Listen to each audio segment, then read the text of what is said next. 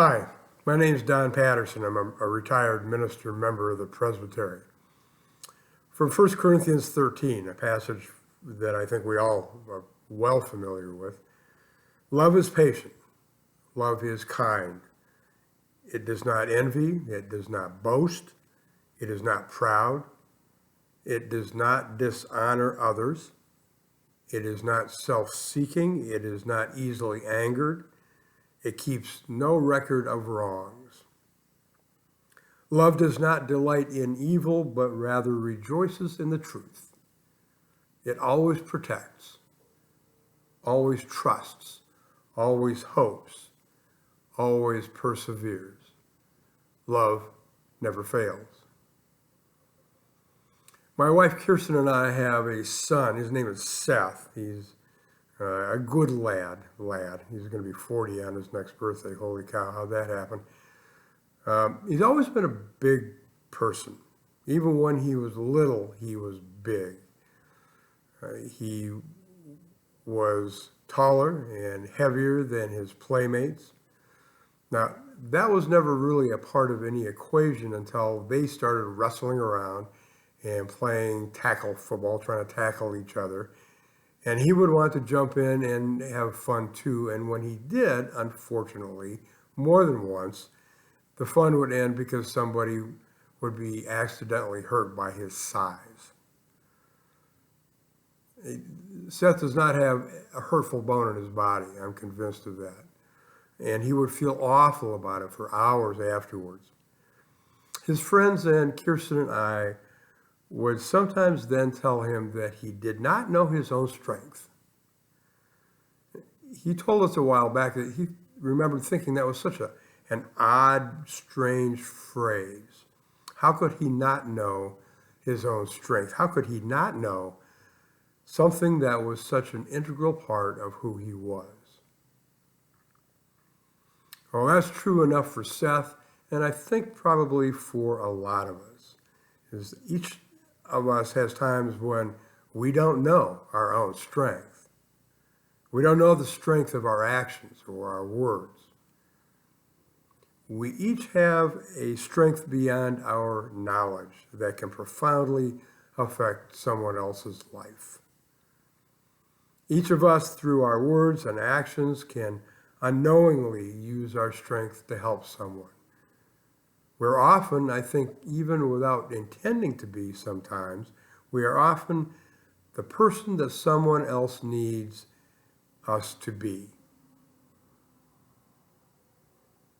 The strength that we don't always know is love.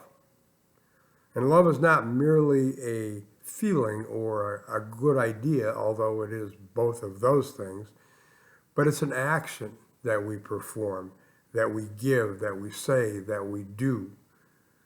We don't know our own strength, and that power is love. And that strength becomes love in action in so many ways. As we continue to adapt to the new circumstances in which we find ourselves with the coronavirus, the need to act lovingly is expanded. While it's always important, I think, to practice the ways that we love ourselves and others, times of stress and change accentuate that need. Here's some advice for what it's worth. I try to practice it myself. Practice patience first on yourself. Take time to breathe and pause before starting something new. Practice gentleness on yourself. Find ways in these changing days that we may give unexpected gifts to ourselves through our gentleness and new opportunities to act lovingly. And then practice patience and gentleness with each other and with others. There may be no better reminder of our interconnectedness than the situation of the coronavirus today. We certainly are all in this together. We don't know our own strength. We don't know the strength that is love. And these actions of patient and gentle love can be shown in unexpected ways. I ran across an example of that a while back from Plymouth Congregational Church in Minneapolis. They have a program called Conversations with Friends. And their 2nd through 5th graders wrote and mailed letters to immigration detainees in Sherburne County. The letters were based on Matthew 25. They were an opportunity to act lovingly.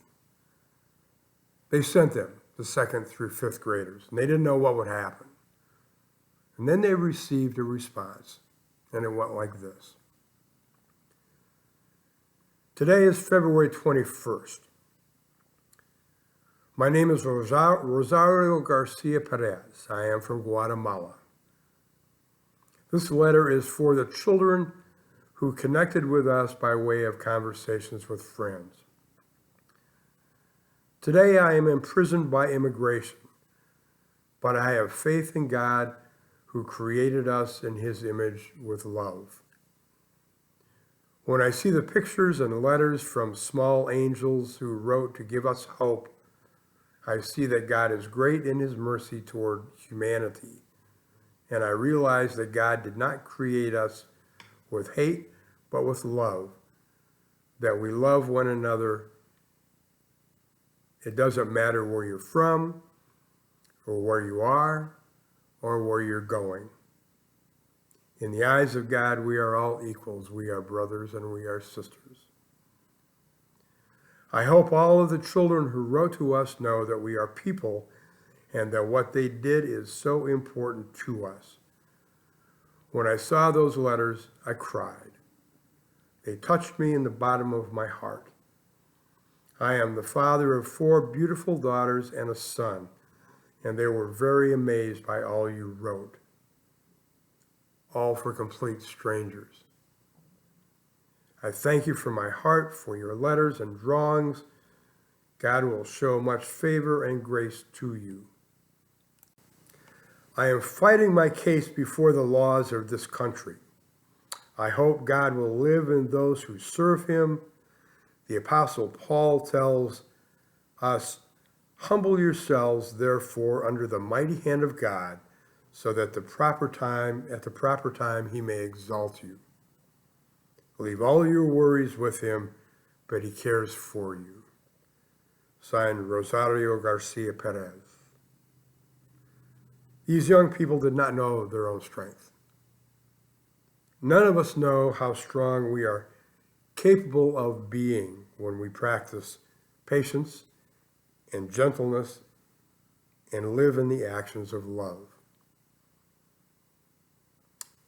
May we have faith in the God who created us in the image of love.